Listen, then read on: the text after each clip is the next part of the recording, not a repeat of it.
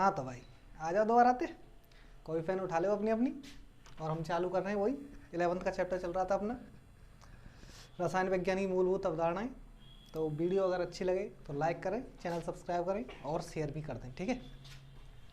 तो मोल की बात कर चुके थे, किसकी बात कर चुके थे हम? मोल की।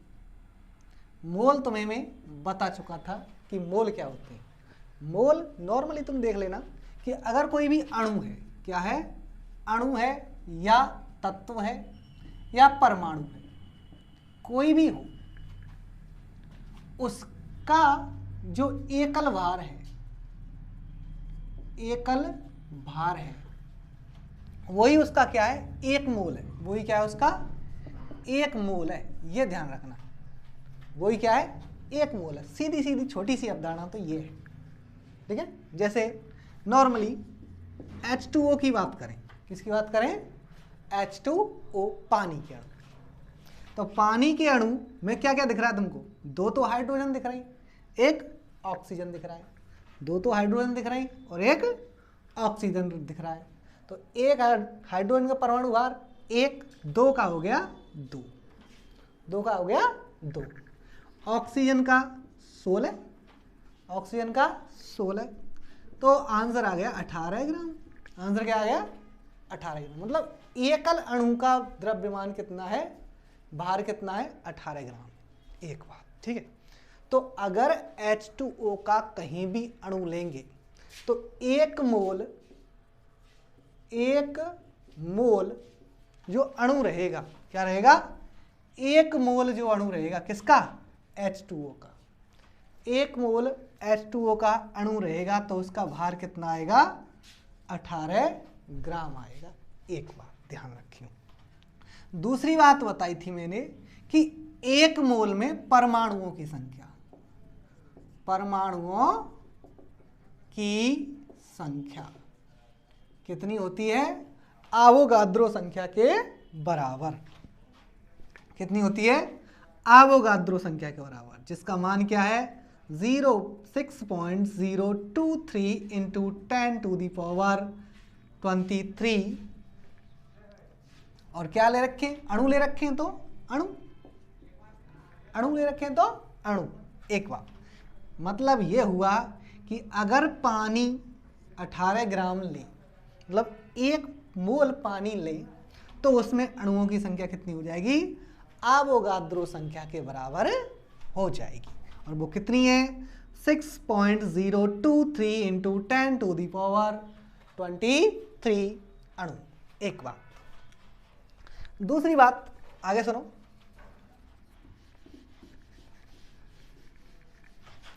अब H2O की बात करें। अब जो मेन H2O था उसमें तो एक मोल था।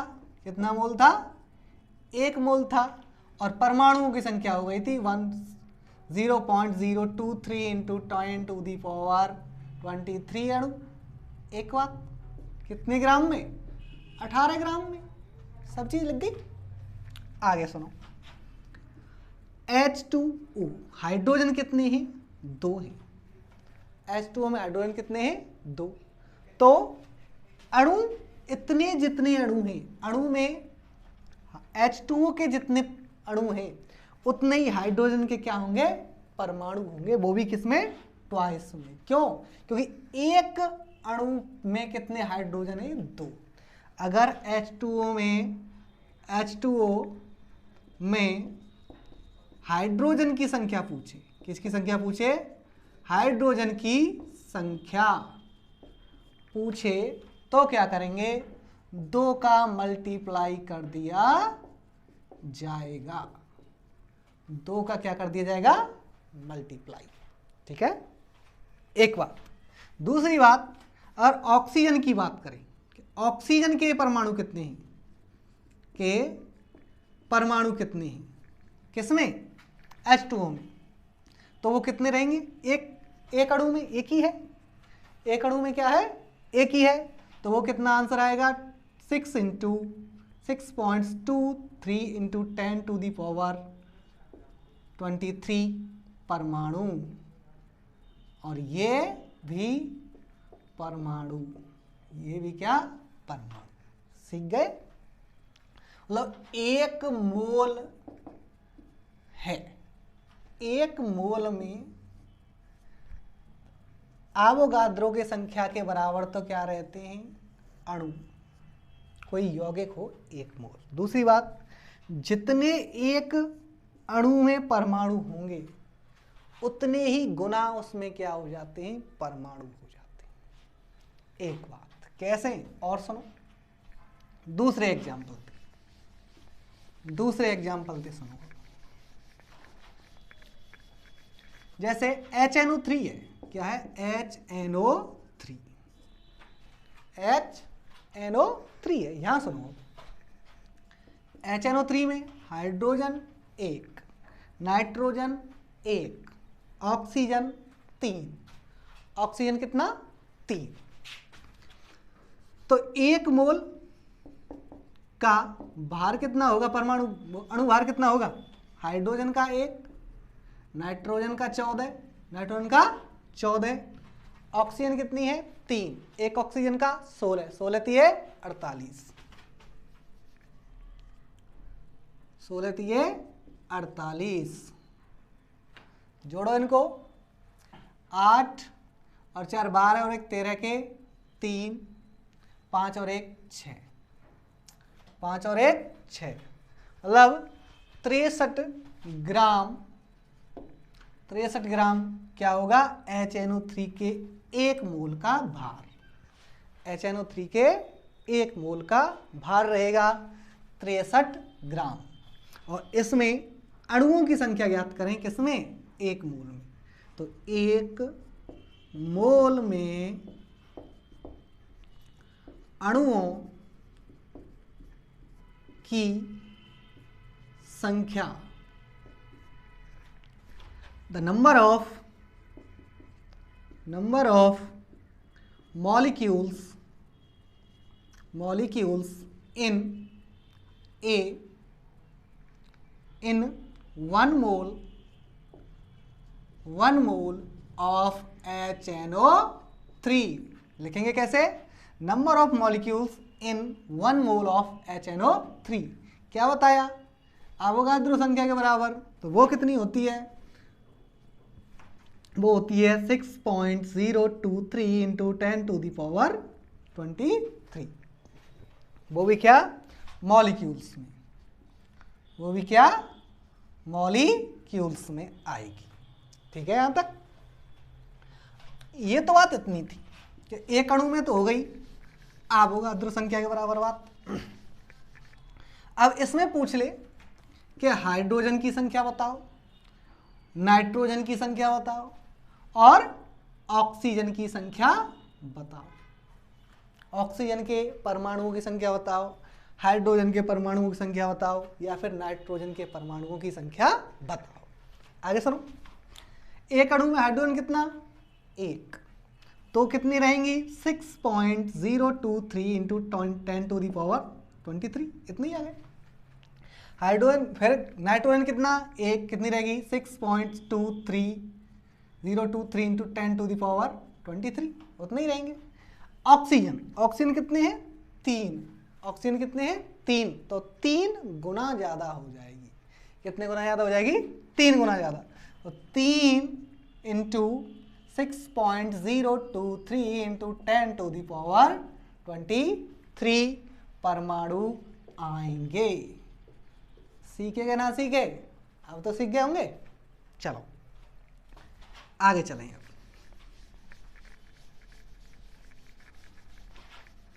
हटा दूं सबको, ये चीज तो पहले ही बता दिया था तुम्हारे लिए। अब नई चीज की बात करें, प्रतिशत संगठन, प्रतिशत संगठन की बात करें, प्रतिशत संगठन की बात करें, परसेंटेज, कॉम्बिनेशन या कंपोजिशन, परसेंटेज कंपोजिशन का मतलब यह है कि एक जो यौगिक है, क्या है, एक जो यौगिक है उस यौगिक में परमाणुओं के भार का कितना % उपस्थित है। मतलब कोई भी जैसे HCl है तो उसमें Cl का कितना है और हाइड्रोजन का कितना है, कोई और है तो उनका सबका कितना प्रतिशत है। तो लिखेंगे कैसे, किसी यौगिक में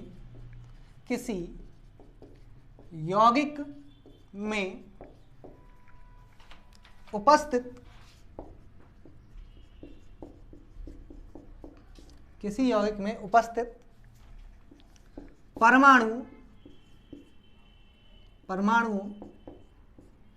के भार या द्रव्यमान कह सकते हैं, परमाणु के भार या द्रव्यमान का प्रतिशत,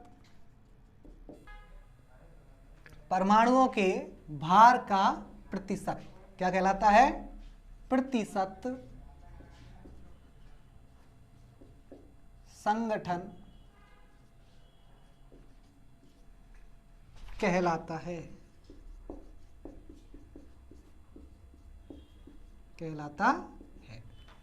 इसका स्क्रीनशॉट ले सकते हैं। और सुन लो एक बात कि कोई भी अणु है, जैसे तुम्हें अभी एग्जांपल दिया मैंने H2O का, ठीक, H2O का एग्जांपल दिया था तो उसमें देखा था हाइड्रोजन 2 थे और ऑक्सीजन 1 था। हाइड्रोजन तो 2 थे और ऑक्सीजन 1 था। टोटल जो परमाणु भार उस अणु का आ रहा था वो रहा था 18। कितना आ रहा था, 18 आ रहा था। अब वहाँ देखा था कि 2 परमाणु हैं, एक तो हाइड्रोजन का है और एक ऑक्सीजन का है, तो उन दोनों के भार के कंपैरिजन में जो 18 है वो कितना है, उसको ही बोलते हैं प्रतिशत संगठन। दोबारा देख लो कैसे, जैसे H2O है, क्या है H2O, कितना परमाणु भार 18 ग्राम, ठीक है। हाइड्रोजन का कितना, हाइड्रोजन का कितना 2, क्यों 2 हाइड्रोजन है, हाइड्रोजन कितना 2, क्यों 2 हाइड्रोजन ले रखे हैं। और ऑक्सीजन का कितना, ऑक्सीजन का कितना 16, एक ही ऑक्सीजन है, ठीक है। अब प्रतिशत निकालो, तो प्रतिशत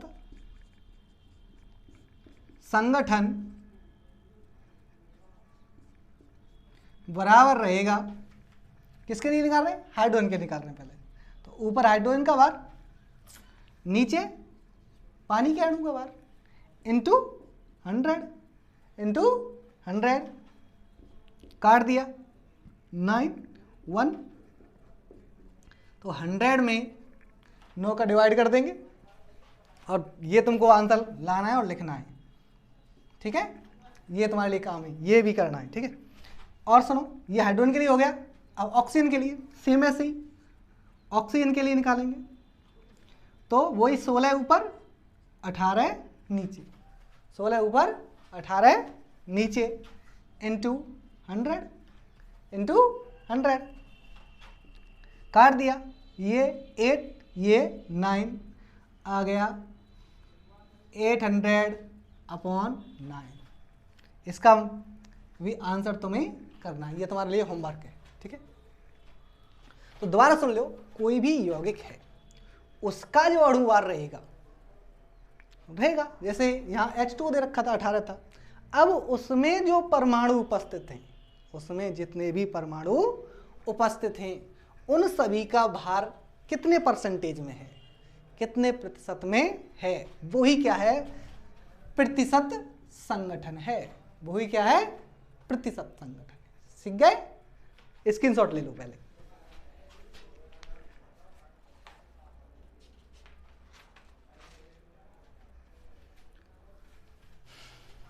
और सुनो एक और एग्जांपल दे,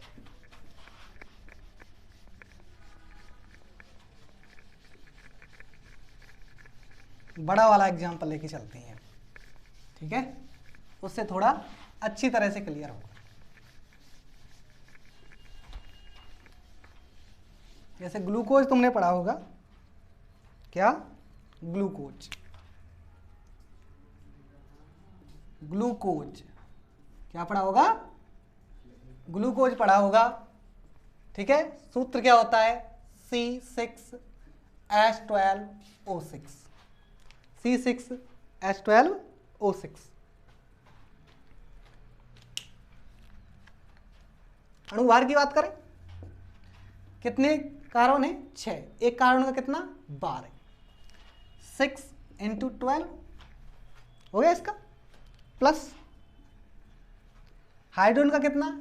एक हाइड्रोजन का कितना? 1। 12 हाइड्रोजन का मल्टीप्लाई 12, 1 × 12, ठीक है, प्लस एक ऑक्सीजन के लिए कितना बताया मैंने? 16। एक ऑक्सीजन के लिए कितना बताया मैंने? 16, 16। और कितने ऑक्सीजन है? 6। कितने का मल्टीप्लाई? 16 का, ठीक है। ये क्या निकलेगा? ये अणुभार निकलेगा। क्या निकलेगा? अणुभार निकलेगा। किसका? ग्लूकोज का। इसका अणुभार निकलेगा ग्लूकोज का। एक बात। दूसरी बात, किसकी बात कर रहे हैं हम? प्रतिशत संगठन की। अब ऑक्सीजन का कितना परसेंट है, हाइड्रोजन का कितना परसेंट है, और कार्बन का कितना परसेंट है, ये सब कुछ निकाला जाएगा, ठीक है। करो, बाहर छिंगे 72 प्लस 12 प्लस 16 × 6 कितना हो गया? 96। कितना हो गया? 96। तीनों को ऐड कर दो, कितना आएगा? 180 ग्राम्स। कितना आ गया? 180 ग्राम्स। अब सुनो, ग्लूकोज का अणुभार कितना निकल के आया? 180। कितना निकल के आया? 180। अब कार्बन का 72 है, हाइड्रोजन का 12 है, और ऑक्सीजन का 96 है। ऑक्सीजन का कितना है? 96। एक बात हटाओ, वैसे यहां लिख देते हैं, चलो। यहां ग्लूकोज का कितना निकल के आया है? 180 ग्राम्स। इसका स्क्रीनशॉट ले सकते हैं, तो फिर तुम भूल जाएंगे।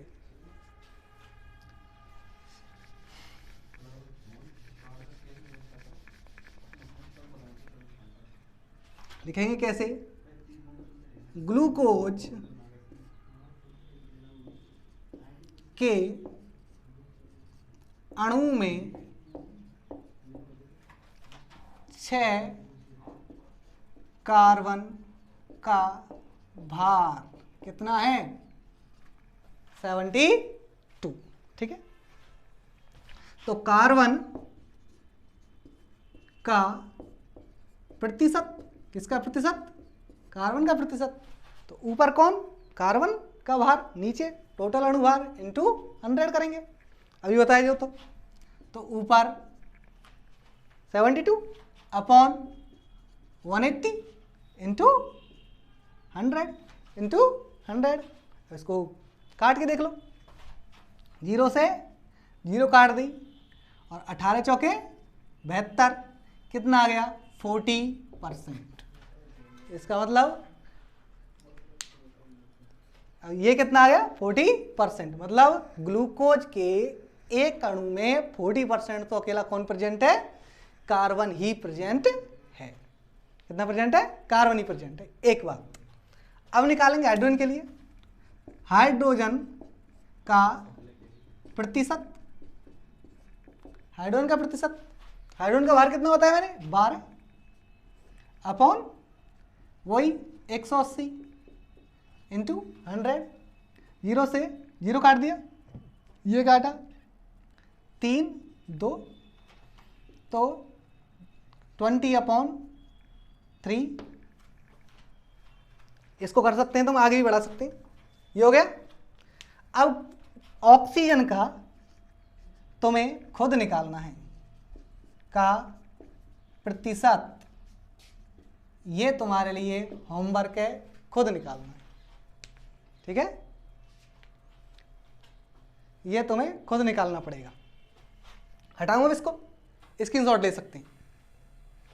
अब अगली चीज की बात करेंगे।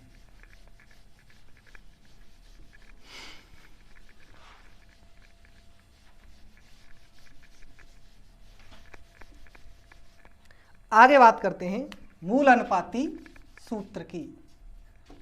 मूलानुपाती सूत्र मूल अनुपाती सूत्र, एम्पेरिकल फॉर्मूला, मूल अनुपाती सूत्र, एम्पेरिकल फॉर्मूला। अब ये होता क्या है वो सुन लो, कि कोई भी अणु है उसका सरलतम रूप, उसका सरलतम रूप मतलब छोटे से छोटा सरलतम रूप निकाल दिया जाए तो वही क्या हो जाता है, मूल अनुपाती सूत्र हो जाता है। सबसे अच्छा एग्जांपल वही H2O2 है। बोलते हैं हाइड्रोजन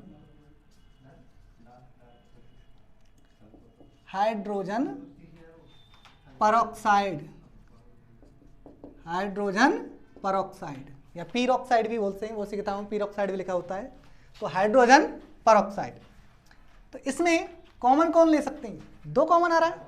क्या कॉमन आ रहा है, 2, तो 2 कॉमन ले लिया इनटू H और O, H और O। अब जो H और O जो बचा है शेष, वो तो है एम्पेरिकल फॉर्मूला, वो क्या है, मूलानुपाती सूत्र है। और जो कॉमन लिया वो n है, वो क्या है, n है, जो सरलतम रूप रहेगा, तो क्या है, n है। ठीक है, आगे सुनो एक और, इसको लिख लो। एक और सुनो, जैसे C6H12O6, अभी ग्लूकोज जो बताया था, अभी बताया था C6H12O6। तो इसमें क्या कॉमन ले सकते हैं वो बता। ठीक है, इसमें 6 कॉमन ले सकते हैं। ठीक है, इसमें अगर 6 फील ले लिए, वो कर दिया जाए कॉमन, तो 6C2H2 और O, ये हो गया। और 6 कॉमन इसमें से बाहर निकाल दिया तो ये बन गया मूल अनुपाती सूत्र, और ये बन गया उसका n, ये बन गया उसका n। पहले लिखो पहले इसको,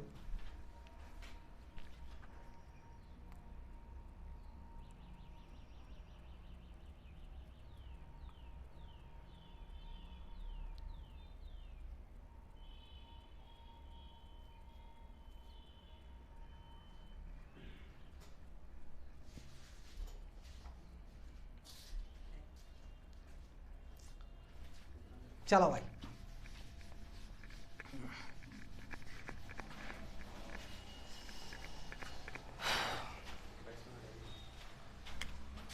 जी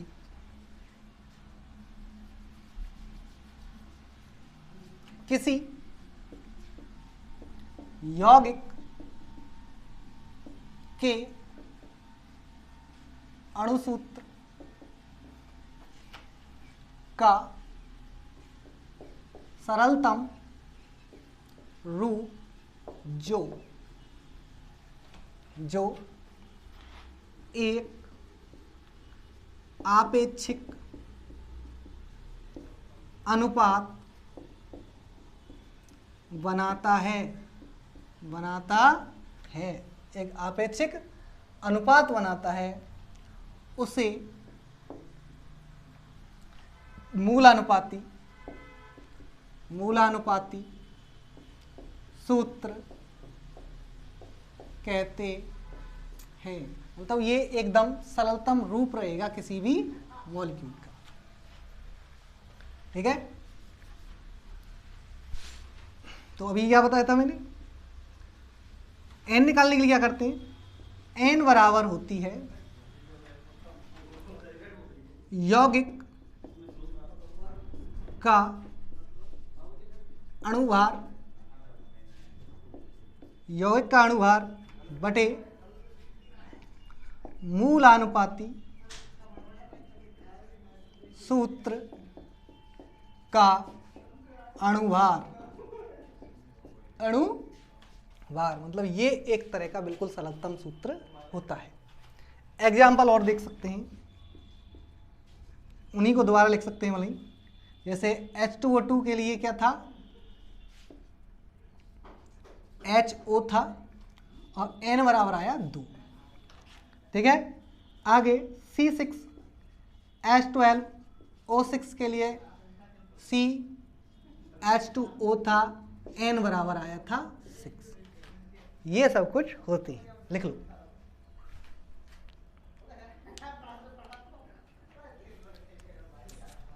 ठीक है, हो गया? हटाओ।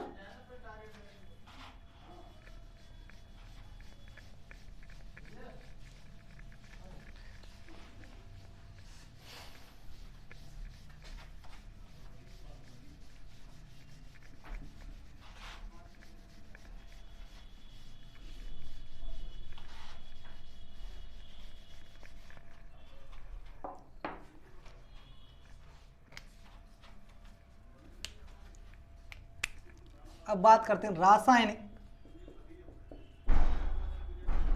अभिक्रियाओं की रस समीकरण मिति। रासायनिक अभिक्रियाओं की रस समीकरण मिति। रासायनिक अभिक्रियाओं की रस समीकरण मिति। Stoichiometry of chemical reactions.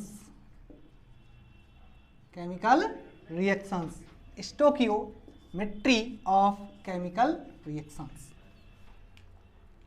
ठीक है, सुनो भाई, इंग्लिश वाले लिख लिया?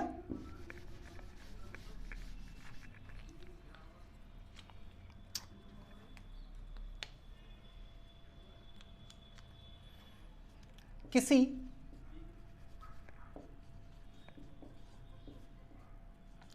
रासायनिक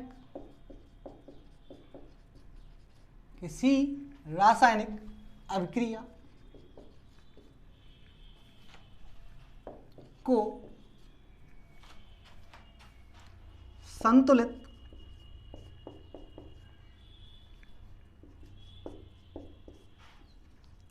करने के बाद, रासायनिक अभिक्रिया को संतुलित करने के बाद, एक चीज और सुनो कि कोई भी रासायनिक अभिक्रिया को संतुलित करने की जरूरत क्यों पड़ती है।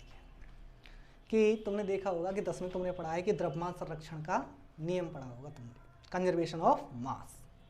तो द्रव्यमान संरक्षण का नियम जो लेवोसियर थे उन्होंने दिया, उन्होंने बताया था कि कोई भी रासायनिक अभिक्रिया जब होती है तो रासायनिक अभिक्रिया कितने पक्ष होते हैं? 2 पक्ष होते हैं, क्रियाकारक और उत्पाद, या रिएक्टेंट और प्रोडक्ट, 2 पक्ष होते हैं।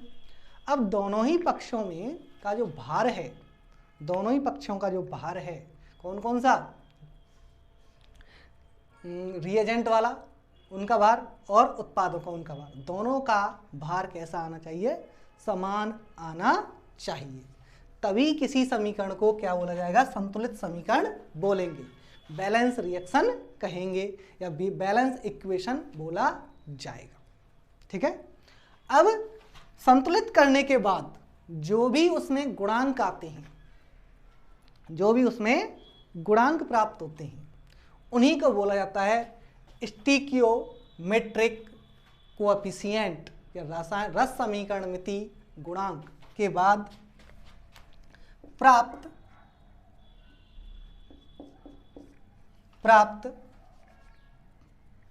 संतुलित समीकरण करने के बाद प्राप्त क्रियाकारक और उत्पादों के गुणांक रस समीकरण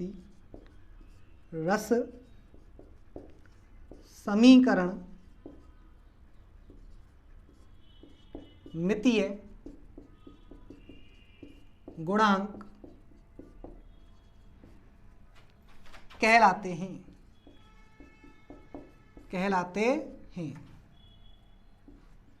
क्या कहलाते हैं? रस समीकरण मितीय गुणांक कहलाते हैं। कैसे? वो सुनो। जैसे कोई भी रिएक्शन थी, CH4 को ऑक्सीजन के प्रेजेंस में जलाया, क्या किया, बर्निंग किया, दहन किया। क्या किया, दहन किया। तो दहन करेंगे तो कार्बन डाइऑक्साइड निकलेगी, CO2 निकलेगी और प्लस H2O बनेगा। CO2 निकलेगी और H2O बनेगा। ये 10th में ही तुमने अभिक्रिया पढ़ रखी है। अब क्या करेंगे, इसको संतुलित करेंगे। इसको क्या करेंगे, संतुलित करेंगे। तो कार्बन कितना इधर 1, कार्बन कितना इधर 1, ठीक है। हाइड्रोजन कितना 4, इधर हाइड्रोजन कितना 2, तो 2, ठीक है, 2 मल्टीप्लाई कर दिया।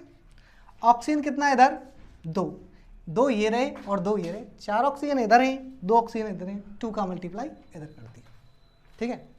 अब क्रियाकारक और उत्पादों के जो गुणांक हैं, इसका गुणांक भी 1 है और इसका गुणांक भी 1 है। जो क्रियाकारक और उत्पादों के जो गुणांक हैं वही क्या है, रस समीकरण मितीय गुणांक हैं। वही क्या है, रस समीकरण मितीय गुणांक।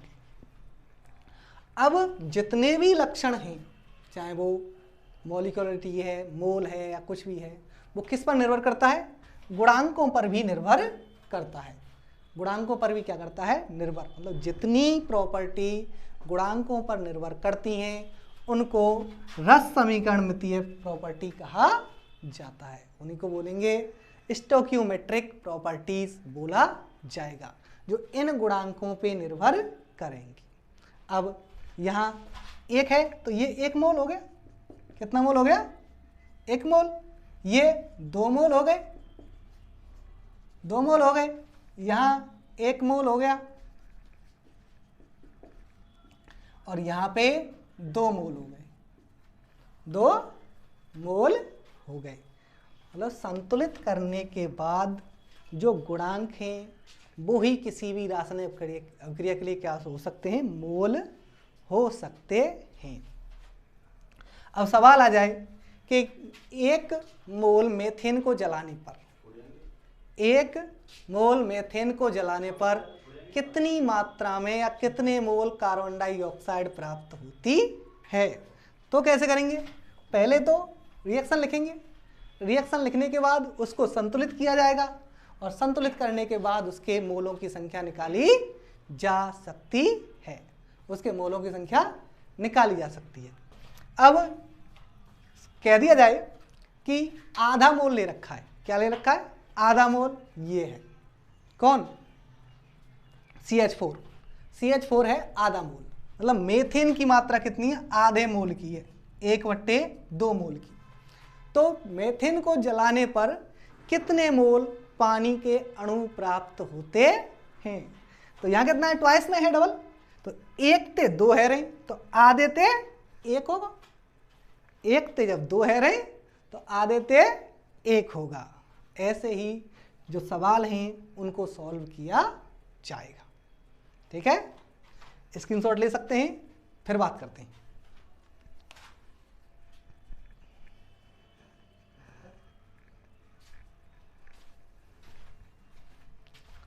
हाँ, तो आज के लिए इतना ही। चैनल को लाइक करें, सब्सक्राइब करें और अच्छे अच्छे कमेंट करके जाएं यार, वैसे ही चले जाते हैं, कम से कम लाइक तो कर ही जाया करो, ठीक है। और सुनो, अपने जितने भी फ्रेंड्स हैं या अपने साथ पढ़ने वाले हैं या घर में कोई भी तुम्हारा जानकार है जो पढ़ता है, उसके लिए इस वीडियो को भेजें और सब्सक्राइब करने का बोलें सबको। Thank you.